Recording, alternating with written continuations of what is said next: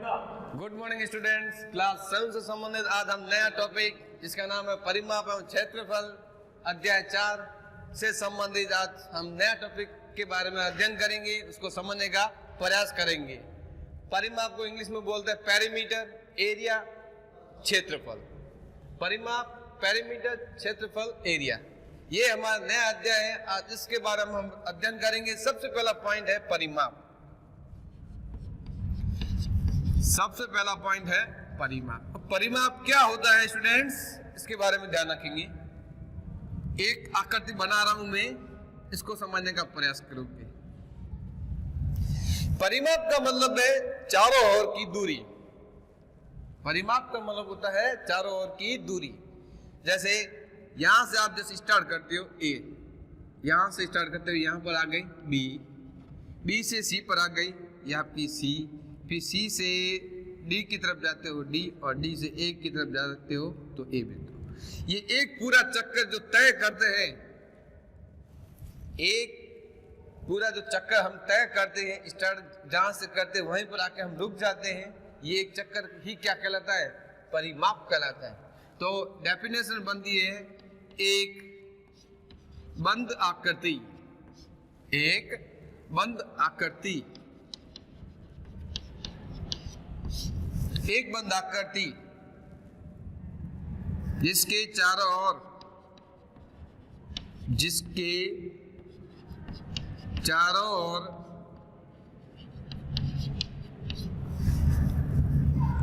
एक चक्कर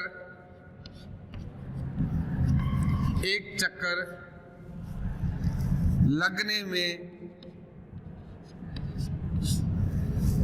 एक बंद आकृति जिसके चारों ओर एक चक्कर लगने में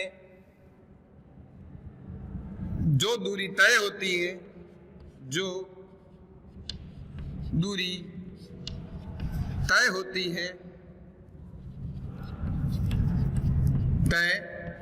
है, उसे परिमाप कहते हैं, उसे परिमाप कहते हैं।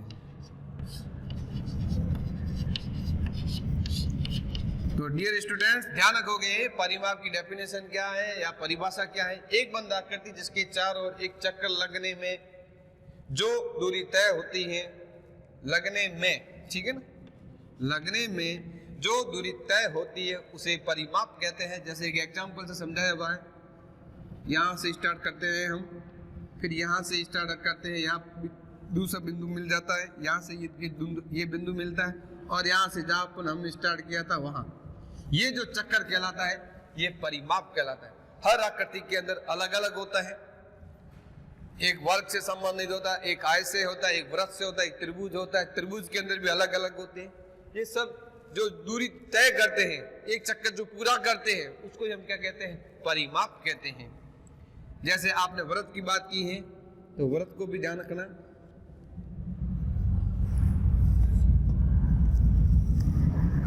यहां से जैसे ये केंद्र होता है, ठीक है ना, तो यहां से जैसे स्टार्ट करते हो, अब इसका स्टार्टिंग बिंदु कहीं नहीं होता है। जैसे आपने यहां से स्टार्ट कर दिया, ठीक है, ये यहां से करते हुए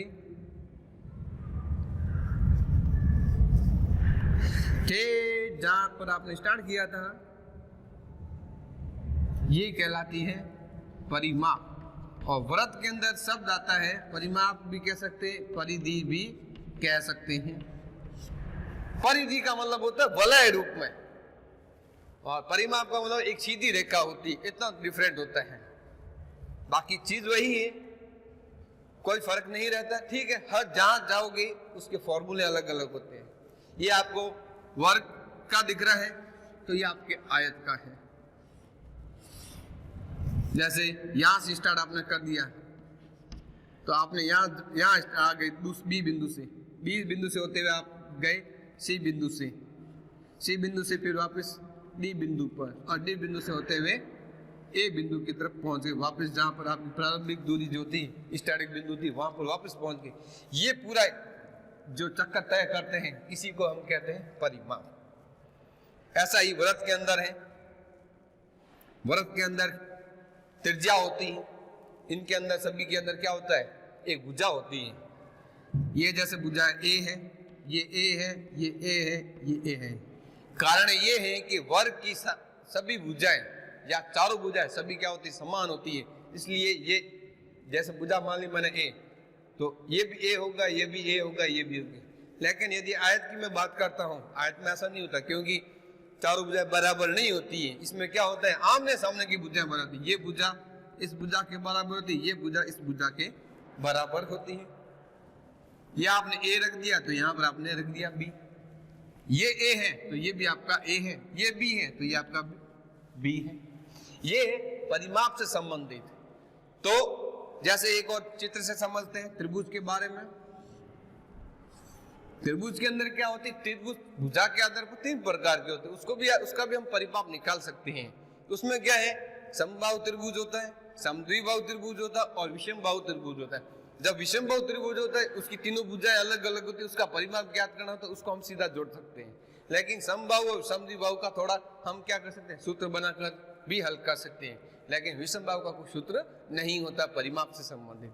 जैसे मान लिया ये समबाहु त्रिभुज है, इसका मतलब होता है ये सभी भुजाएं क्या है, बराबर है। स्टार्टिंग जैसे आपने किया, ये ए यहां से होते हुए बी पर आए, बी से होते वापस वो सी पे जा रहा है, सी से वापस जब आपका स्टार्टिंग पॉइंट था वहां पर जाके पहुंच जाता है। ये पूरा चक्कर क्या कहलाता है, परिमाप कहलाता है। तो डियर स्टूडेंट ध्यान रखना, परिमाप की डेफिनेशन मैंने लिखवाई है, इससे समझ आपको आकृति से समझाने का प्रयास किया है। अब मैं आपको एक सूत्र बता रहा हूँ, फॉर्मूला बता रहा हूँ। इस एक फॉर्मूले से सब परिमाप से संबंधित फॉर्मूले बना सकते हैं। वो कौन सा फॉर्मूला है वो ध्यान रखना है।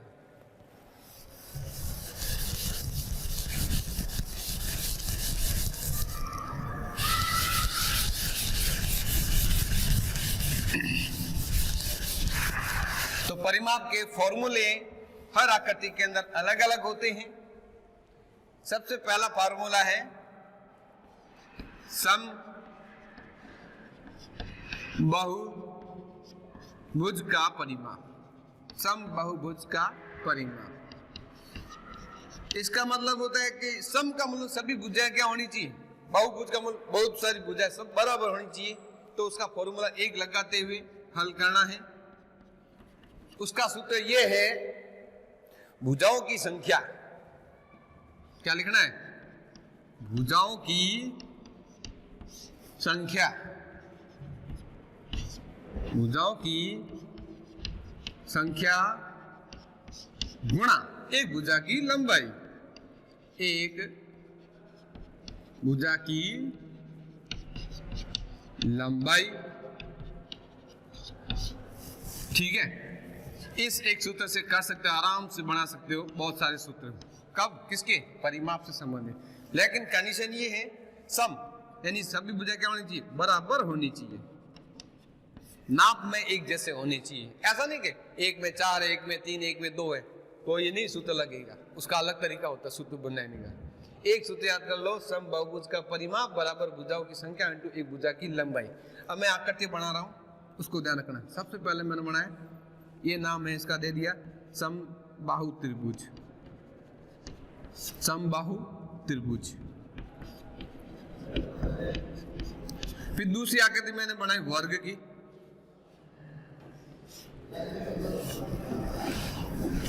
दूसरी आकृति आपने बनाई वर्ग की। ये क्यों बनाना, क्योंकि इसकी सभी भुजाएं क्या होती, बराबर होती है, इसलिए। उसके अलावा आप बना सकते हो जैसे पंचभुज, षष्ठभुज, अष्टभुज। तो उसमें कहा है सूत्र के अंदर कि भुजाओं की संख्या, कितनी भुजाएं हैं उतनी भुजाओं लिख दो। जैसे 8 है तो 8 लिख दिया। उसमें एक भुजा की लंबाई क्या है उसका नाप लिख दो। उन दोनों का आपस में गुणा कर दोगे तो आ जाएगा, परिमाप आ जाएगा। तो समबाहुभुज का परिमाप ज्ञात करने का ये सूत्र है, भुजाओं की संख्या इंटू भुजा की एक भुजा की लंबाई।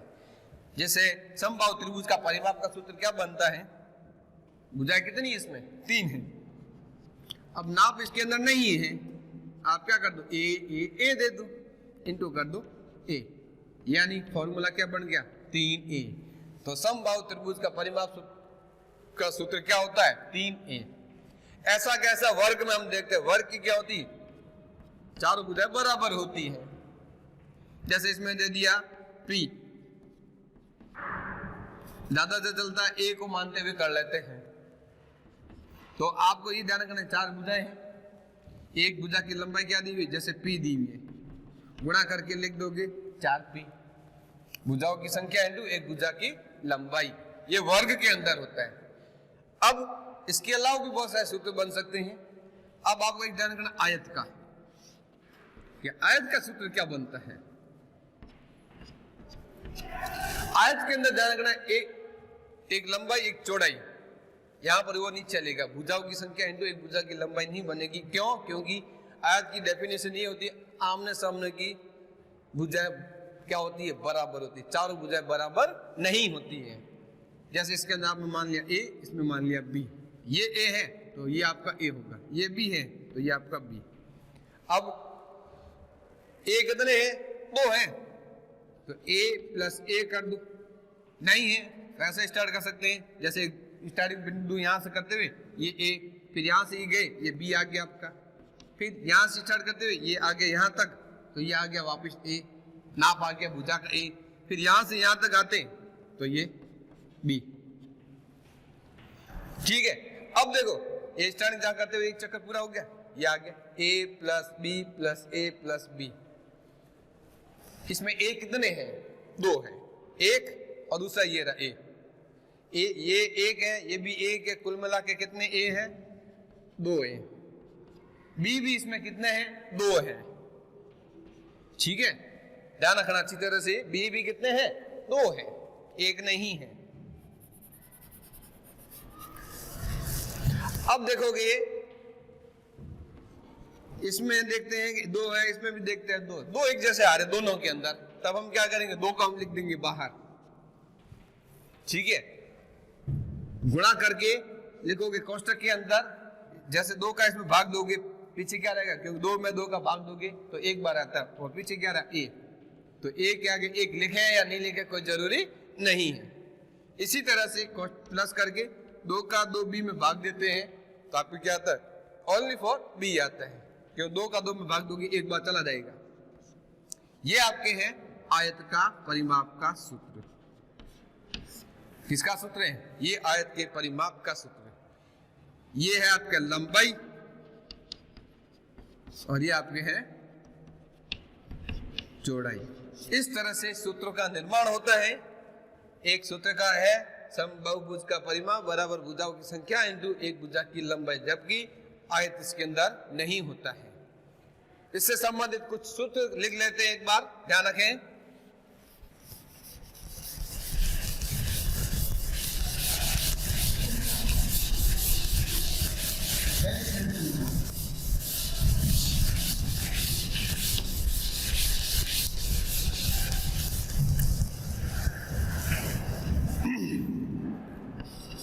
सबसे पहला पॉइंट तो लिख दिया सूत्र के रूप में।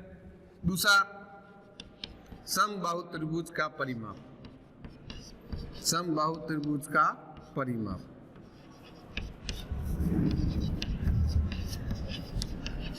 तो इसका सूत्र है, इसको दिमाग में रखते हुए 3a। फिर वर्ग का परिमाप, वर्ग का परिमाप, इसका होगा 4a। फिर उसके बाद है आयत का परिमाप, आयत का परिमाप, इसका सूत्र बनेगा 2 गुणा कोष्टक लंबाई प्लस चौड़ाई और कोष्टक बंद। कोष्टक के अंदर लिख दोगे लंबाई प्लस चौड़ाई कोष्टक बंद, और उसके आगे गुणा के रूप में 2। अभी मैंने आपको समझाया था बनता कैसे है, इसलिए ये सूत्र बनता है आयत का परिमाप का सूत्र। फिर उसके बाद है जैसे समद्विबाहु का त्रिभुज का परिमाप निकालना है, समद्विबाहु त्रिभुज का परिमाप, त्रिभुज का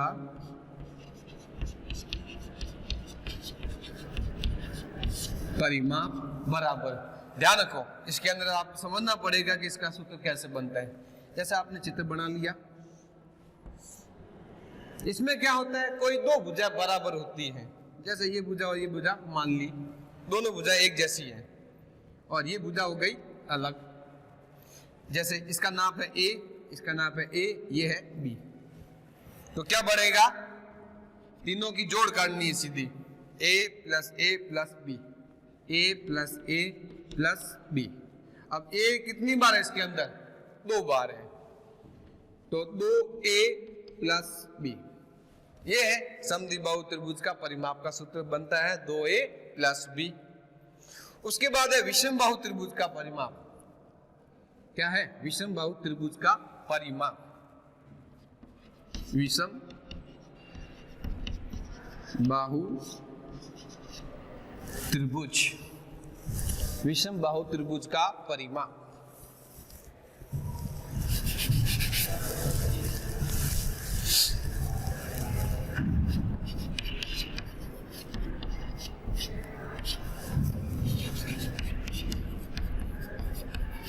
इसमें क्या होता है कि तीनों भुजाएं अलग अलग होती है। देखो कैसे आकृति किस टाइप की बनती है, इस तरह से बनती है। ये आपका ए है, ये बी है और ये सी है।